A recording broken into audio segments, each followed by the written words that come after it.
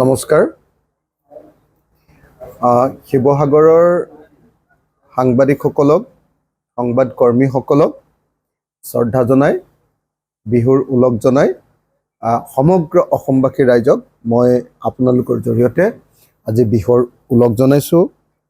কনিষ্ঠসকলক শুভেচ্ছা জনাইছোঁ বিহুৰ।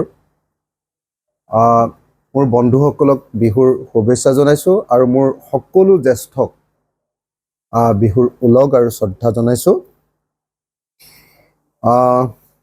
অসমীয়া জাতিৰ আটাইতকৈ ডাঙৰ জাতীয় উৎসৱ বহাগ বিহু বা ৰঙালী বিহু। সেই ৰঙালী বিহুত অসমৰ প্ৰতিজন নাগৰিকক, অসমৰ প্ৰতিজন অসমীয়াক ৰাইজৰ দলৰ সভাপতি হিচাপে আৰু শিৱসাগৰ সমষ্টিৰ বিধায়ক হিচাপে আন্তৰিক শ্ৰদ্ধা জ্ঞাপন কৰিছোঁ। আৰু বিশেষভাৱে মই শিৱসাগৰ বিধানসভা সমষ্টিৰ সকলো ৰাইজক মোৰ পিনৰ পৰা সেৱা জনাইছোঁ, মোৰ পিনৰ পৰা শ্ৰদ্ধা জনাইছোঁ। শিৱসাগৰ সমষ্টিৰ সকলো নাগৰিক যিসকলে যোৱা 4 বছৰ ধৰি মোক সহযোগিতা কৰি আহিছে, মোক জেলত থকা অৱস্থাতে তেখেতসকলে মোক জয়ী কৰি আনিছিলে, তেখেতসকল সকলোকে মোৰ তৰফৰ পৰা বিধায়ক হিচাপে শ্ৰদ্ধা জ্ঞাপন কৰিছোঁ। আজি বিহু আন একো কথাই পতা নাযায়।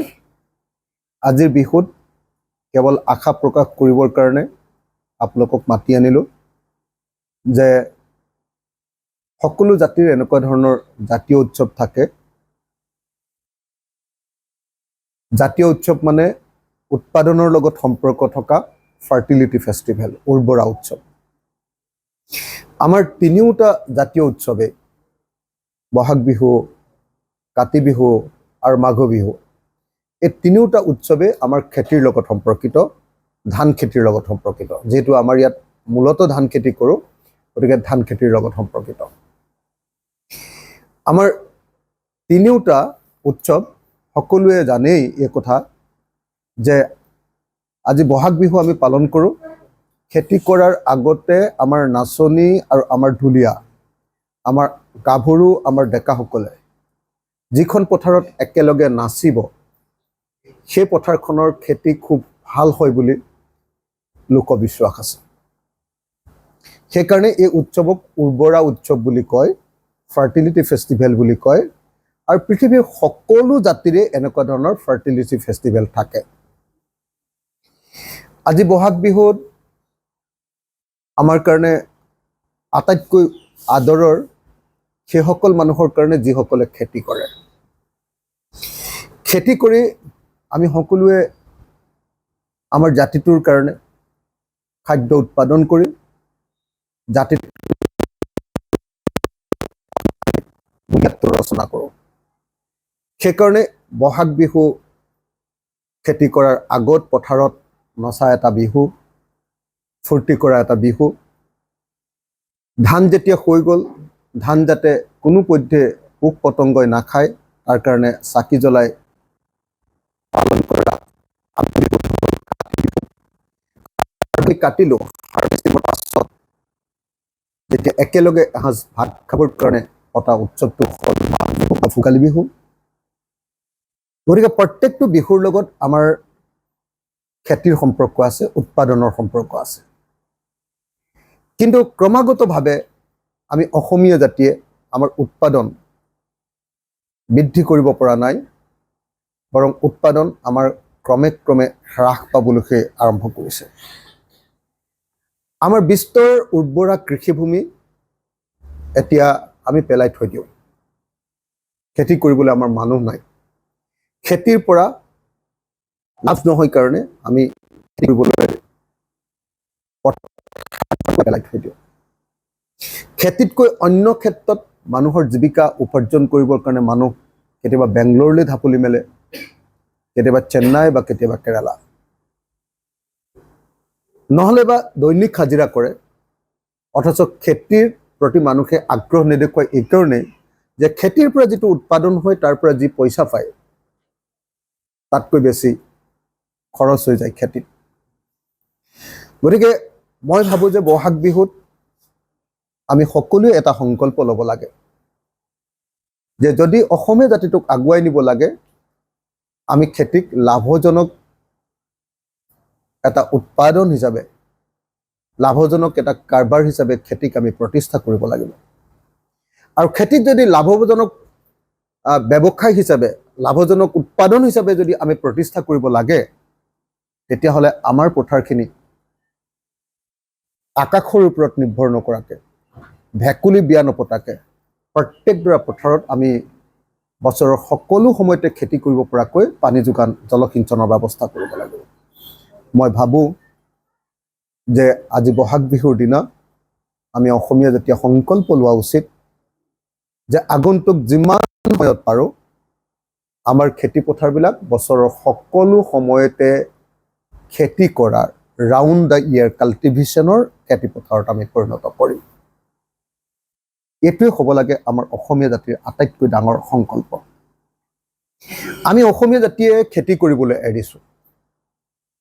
খেতি লাভজনক ব্যৱসায় নোহোৱা হৈ পৰিছে। খেতিলৈ আকৌ মানুহবিলাকৰ মনবিলাক কেনেকৈ ঘূৰাই আনিব পাৰে তাৰ কাৰণে কৰিবলগীয়া যিকেইটা মূল কাম, প্ৰথম কথা ভেকুলীৰ বিয়া পতাৰ ওপৰত খেতি নিৰ্ভৰ কৰি থাকিলে, আকাশৰ পানীৰ ওপৰত খেতি নিৰ্ভৰ কৰি থাকিলে আমাৰ খেতি কেতিয়াও উন্নত নহয়। গতিকে অসমৰ প্ৰত্যেকডৰা পথাৰত পানী যোগান আৰু সেই পথাৰ যাতে বানপানী আৰু গৰাখহনীয়াই উটাই লৈ যাব নোৱাৰে তাৰ পাৰ্মানেণ্ট স্থায়ী ব্যৱস্থাপনা এটা কৰাটো আমাৰ প্ৰত্যেকজন মানুহৰ, প্ৰত্যেকজন অসমীয়াৰ সংকল্প হোৱা উচিত আৰু চৰকাৰৰ সেইটোৱে সংকল্প হোৱা উচিত। ইয়াৰ বিপৰীতে চৰকাৰে কিন্তু অসমীয়া মানুহবিলাকক এলেহুৱা কৰিবৰ কাৰণেহে কাম কৰিছে। চৰকাৰে চাউল দিয়াৰ ব্যৱস্থা, চৰকাৰে কেতিয়াবা সূতা, কম্বল, আঁঠুৱা, কেতিয়াবা চাউল, কেতিয়াবা অৰুণোদয়, কেতিয়াবা 10,000 টকীয়া বিভিন্ন ধৰণৰ এনেকুৱা ধৰণৰ হিতাধিকাৰী আঁচনিৰ জৰিয়তে উৎপাদনৰ লগত সম্পৰ্ক নকৰাকৈ এটা পেৰেলেল অৰ্থনীতি গঢ়ি তোলাৰ কাৰণেই আজি আমাৰ কৃষি ব্যৱস্থা ধ্বংস হৈ গৈছে। গতিকে বহাগৰ বতৰত অসমৰ প্ৰত্যেকজন মানুহে ভাবিবলগীয়া মূল কথাটো হ'ল যে অসমীয়া জাতিৰ বিহু তেতিয়ালৈকে থাকিব যেতিয়ালৈকে আমি উৎপাদনৰ লগত জড়িত হৈ থাকিম। যেতিয়া আমি সম্পূৰ্ণৰূপে পেৰাচাইট হৈ যাম, যেতিয়া আমি উৎপাদনৰ পৰা একেবাৰে আঁতৰি যাম, লাহে লাহে বিহুৰ মূল্য নাইকিয়া হ'ব আৰু তেতিয়া বিহু কেৱল ফাংচনত পৰিণত হ'ব। আমি যিটো শব্দ ব্যৱহাৰ কৰোঁ ফাংচনত পৰিণত হ'ব। বিহু আমাৰ জাতীয় উৎসৱৰ পৰা আঁতৰি গুচি যাব। সেইকাৰণে মই প্ৰত্যেকজন অসমৰ সুবিবেচিত নাগৰিকক, প্ৰত্যেকজন মানুহক হাতযোৰ কৰি অনুৰোধ কৰিছোঁ, আহক আজি বহাগ বিহুৰ গৰু বিহুৰ দিনটোত আমি সকলোৱে সংকল্প লওঁ যে আমি ৰাউণ্ড দ্য ইয়েৰ কাল্টিভেশ্যন বা বছৰৰ সকলো সময়তে খেতি কৰাৰ কাৰণে আমাৰ জাতিটোক আগবঢ়াই লৈ যাওঁ। আহক আমি সকলোৱে সংকল্প লওঁ যে অসমৰ প্ৰত্যেকডৰা খেতি পথাৰত আমি পানী যোগানৰ ব্যৱস্থা কৰোঁ। আহক আমি সকলোৱে সংকল্প লওঁ যে অসমৰ কৃষি ব্যৱস্থা এতিয়া আৰু গৰু বা মহেৰে খেতি কৰাৰ জৰিয়তে 3বাৰ খেতি কৰিব নোৱাৰি। অসমৰ কৃষি ব্যৱস্থা আমি মেকানাইজ কৰি পেলাওঁ, আধুনিক কৃষি পদ্ধতিলৈ আমি আহোঁ আৰু আমাৰ থলুৱা বীজবিলাকৰ খেতি নিৰ্দিষ্ট এলেকাবিলাকত কৰাৰ উপৰিও আমি বেছি উৎপাদন হোৱা বীজ ডাঙৰ ডাঙৰ পথাৰবিলাকত কৰি আহক আমাৰ উৎপাদন বৃদ্ধি কৰোঁ আৰু উৎপাদিত বস্তুবিলাকৰ প্ৰকৃত বজাৰ মূল্য পাবৰ কাৰণে আমি সমগ্ৰ চৰকাৰখনে আৰু সমগ্ৰ সমাজখনে উৎপাদিত বস্তুৰ প্ৰকৃত মূল্য পাবৰ কাৰণে এই বিহুত সংকল্প গ্ৰহণ কৰোঁ। আমি ৰাইজৰ দলে ভাবোঁ যে অসমীয়া জাতিক এক খোজ আগুৱাই নিয়াৰ কাৰণে কৰিবলগীয়া প্ৰথম কামবিলাক হ'ল অসমৰ মাটি, অসমৰ প্ৰকৃত খেতিয়কবিলাক, অসমৰ থলুৱা খেতিয়কবিলাকৰ হাতত প্ৰদান কৰা, অসমৰ স্থানীয় খেতিয়কবিলাকৰ হাতত প্ৰদান কৰা, সেই মাটিত বছৰৰ মিনিমাম 3বাৰ বা 4বাৰ খেতি কৰোৱাৰ ব্যৱস্থা কৰা, সেই মাটিত জলসিঞ্চনৰ ব্যৱস্থা কৰা, সেই খেতি মেকানাইজেশ্যনৰ ব্যৱস্থা কৰা, আধুনিক যান্ত্ৰিকীকৰণৰ জৰিয়তে খেতিটো সোনকালে কৰিব পৰাৰ ব্যৱস্থা কৰা, তাত উৎপাদন বৃদ্ধিৰ কাৰণে আধুনিক ভাল বীজৰ ব্যৱস্থা কৰা, তাৰ উপৰিও আকৌ আমাৰ জহা, আমাৰ বৰা, এই যিবিলাক স্পেচিয়েল খেতি, সেই খেতিবিলাক আকৌ বেলেগকৈ ৰাখি তাৰ দাম পাব পৰাৰ ব্যৱস্থা কৰা, স্পেচিয়েল কাল্টিভেশ্যন হিচাপত আমি। আৰু বজাৰখন যাতে অসমৰ মানুহৰ হাতত থাকে, পথাৰো আমাৰ, বজাৰো আমাৰ, অম্বিকাগিৰি ৰায়চৌধুৰী। আজি কিন্তু অসমৰ বজাৰখন সম্পূৰ্ণৰূপে অনলাইনৰ হাতলৈ গুচি গ'ল, আমাজন কোম্পানী বা ফ্লিপকাৰ্টৰ হাতলৈ। আজি অসমৰ দ্বিতীয় বজাৰখন গুচি গ'ল শ্বপিং মলবিলাকৰ হাতলৈ। আজি অসমৰ তৃতীয় আটাইতকৈ ডাঙৰ বজাৰখন মাৰোৱাৰী বনিয়াসকলৰ হাতত আছে। অসমৰ স্থানীয় মানুহৰ হাতত, অসমৰ থলুৱা মানুহৰ হাতত অকণমানো বজাৰ নাই। আমি এতিয়া কেৱল এটা ক্ৰেতা জাতি, আমি অকল কাষ্টমাৰ, আমি অকল কিনো। যাৰ ফলস্বৰূপে কি হৈছে, যেতিয়া উৎপাদন নাথাকিব আৰু অকল কিনিবৰ কাৰণে মানুহবিলাক আমি দৌৰি ধাপৰি থাকিম, আৰু চৰকাৰে উৎপাদন কৰাৰ ব্যৱস্থা গ্ৰহণ কৰাৰ পৰিৱৰ্তে মানুহক কেৱল ক্ৰেতা কৰিবৰ কাৰণে ব্যৱস্থা ল'ব, উৎপাদনমূলক কোনো কামৰ লগত মানুহক জড়িত নকৰিব, তেতিয়া মূল্য বৃদ্ধি হোৱাটো খাটাং। যি কাৰণত আমি দেখিছোঁ যে বহাগত আজি মূল্য বৃদ্ধিয়ে আমাক বিধ্বস্ত কৰি পেলাইছে। সেইকাৰণে আজিৰ এই বহাগৰ গৰু বিহু দিনটোত মই অসমৰ সকলো মোতকৈ বয়োজ্যেষ্ঠ অসমৰ মানুহক মোৰ শ্ৰদ্ধা জনাইছোঁ, আন্তৰিকভাৱে শ্ৰদ্ধা জনাইছোঁ, সেৱা জনাইছোঁ। মোৰ বন্ধুসকলক বিহুৰ ওলগ জনাইছোঁ, বিহুৰ শুভেচ্ছা জনাইছোঁ, আৰু মোতকৈ কনিষ্ঠসকলক সকলোকে বিহুৰ ওলগ জনাইছোঁ। কিন্তু বিহুত এটা বহাগৰ সংকল্প ল'ব লাগিব, আমি বসন্তৰ এটা সংকল্প ল'ব লাগিব যে অসমীয়া জাতিটোক এনেকৈ আমি অনুৎপাদনশীল জাতিলৈ আৰু আগবঢ়াই নিদিওঁ, ইয়াক এটা উৎপাদনশীল জাতিলৈ আমি আগবঢ়াই দিম। বছৰৰ সকলো সময়তে খেতি কৰা এটা জাতিত আমি পৰিণত কৰিম। আমি ক্ৰেতা জাতি, অকল কিনা জাতিত পৰিণত নকৰোঁ, কনজিউমাৰ জাতিত আমি পৰিণত নকৰোঁ, আমি উৎপাদন কৰা প্ৰডিউচাৰ জাতিত পৰিণত কৰিম। মই অসম চৰকাৰক এনেকুৱা ধৰণৰ দৃষ্টিভংগীৰে আগবাঢ়ি যাবলৈ বিনম্ৰভাৱে আহ্বান জনাইছোঁ। আৰু 2026 চনত যদি আমি চৰকাৰ কৰিব পাৰোঁ, ৰাইজৰ দলে আনৰ লগত লগ লাগি কৰিব পাৰে, বা ৰাইজৰ দল চৰকাৰৰ অংশীদাৰ যদি হয়, আপোনালোকৰ সকলোৰে পৰা আজিৰ দিনটোত প্ৰাৰ্থনা কৰিছোঁ, আপোনালোকে আমাক সহায় কৰক। যদি আমি কৰিব পাৰোঁ, 2026 চনত চৰকাৰৰ অংশীদাৰ হ'ব পাৰোঁ, আমি অসমৰ মানুহৰ কাৰণে 4টা কাম কৰিম। 1 নম্বৰ, অসমৰ পথাৰবিলাকত উৎপাদন বছৰৰ সকলো সময়তে কৰাৰ ব্যৱস্থা কৰিম। 2 নম্বৰ, অসমৰ উৎপাদিত বস্তুবিলাকৰ প্ৰকৃত মূল্য পোৱাৰ ব্যৱস্থা কৰিম খেতিয়কসকলক। 3 নম্বৰ, অসমৰ বজাৰখন অসমৰ মানুহৰ হাতলৈ, অসমৰ স্থানীয় মানুহৰ হাতলৈ অনাৰ ব্যৱস্থা গ্ৰহণ কৰিম। আৰু 4 নম্বৰ, অসমৰ প্ৰত্যেকখন গাঁৱত, অসমৰ প্ৰতিখন নগৰৰ বস্তি এলেকাত, অসমৰ প্ৰতিখন চাহ বাগানৰ লাইন এলেকাত, আৰু অসমৰ চৰ চাপৰি সকলোতে সৰু সৰু ইণ্ডাষ্ট্ৰী MSME চৰকাৰৰ উদ্যোগত মানুহৰ সহযোগত কৰি অসমৰ কোনো মানুহে যাতে বাহিৰত গৈ হাজিৰা কৰিবগৈ নালাগে, বেংগলোৰত চিকিউৰিটি গাৰ্ড বা চেন্নাই বা কেৰেলাত গৈ যাতে মাছ মাৰিবলৈ যাব নালাগে হাজিৰা, দৈনিক হাজিৰা, যাতে অসমতে অসমৰ প্ৰত্যেকজন নাগৰিকে কৰ্মসংস্থাপনৰ ব্যৱস্থা পায়, 100% এমপ্লয়মেণ্ট, তাৰ কাৰণে ব্যৱস্থা গ্ৰহণ কৰিবৰ কাৰণে কাম কৰিম। গতিকে মই অসমবাসী ৰাইজক আজিৰ দিনটোত আপোনালোক সকলোকে বিহুৰ শুভেচ্ছা জনোৱাৰ লগতে অসমৰ কাৰণে ভৱিষ্যতমুখী চিন্তাৰ সংকল্প ল'বৰ কাৰণে আহ্বান জনাই সকলোকে আকৌ এবাৰ মোৰ হিয়া ভৰা ৰাইজৰ দলৰ সভাপতি হিচাপে, বিধায়ক হিচাপে সকলোকে এবাৰ হিয়া ভৰা ওলগ যাচিলোঁ আৰু শিৱসাগৰবাসীৰ ৰাইজক আকৌ এবাৰ ধন্যবাদ কৃতজ্ঞতা জনাই বিহুৰ শুভেচ্ছা ওলগ আৰু সেৱা যাচিলোঁ আৰু আপোনালোক সাংবাদিকসকলক শিৱসাগৰৰ সাংবাদিকসকলক লগতে সমগ্ৰ অসমৰ সাংবাদিক সমাজক আজি বিহুৰ দিনটোতো যিসকলে দায়িত্ব পালন কৰি আছে সমগ্ৰ অসমৰ সাংবাদিক সমাজক মই ৰাইজৰ দলৰ সভাপতি হিচাপে আৰু শিৱসাগৰৰ ঐতিহাসিক শিৱসাগৰৰ বিধায়ক হিচাপে আকৌ এবাৰ নমস্কাৰ জনালোঁ ধন্যবাদ জয় আই অসম মানে কণী যুঁজ অনুষ্ঠিত হৈছিলে শিৱসাগৰত আমাৰ সাংবাদিক আৰু বিধায়কৰ মাজত হয়নে আৰু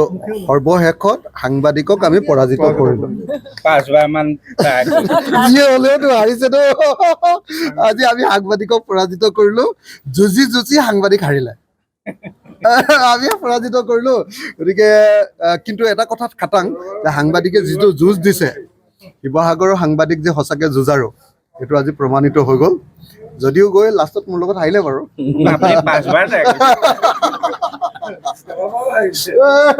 এতিয়া আপোনালোকৰ পৰা এটা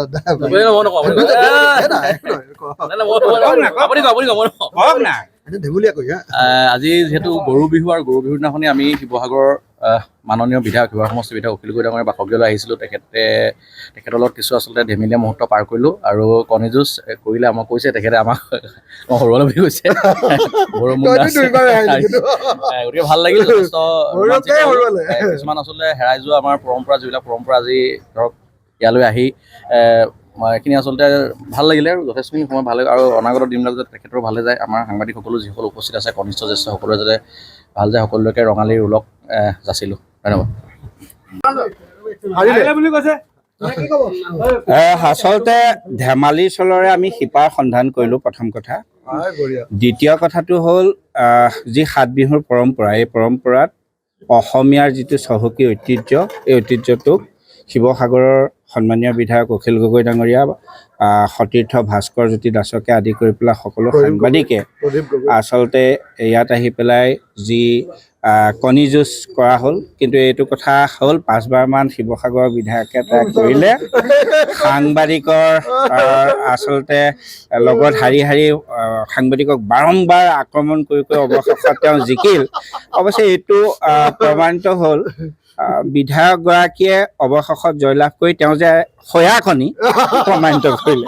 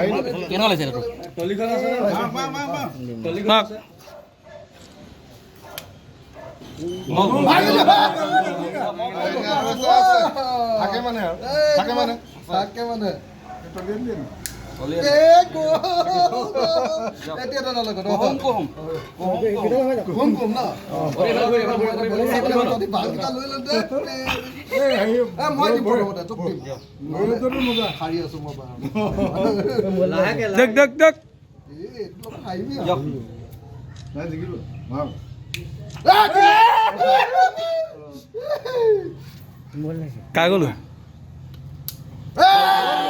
জিকিলা নেকি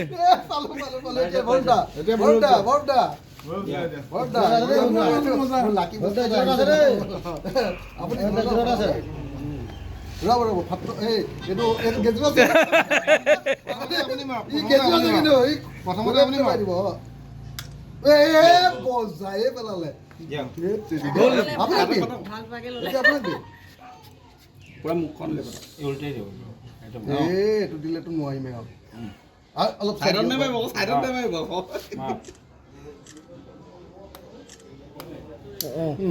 বলে লাহেকে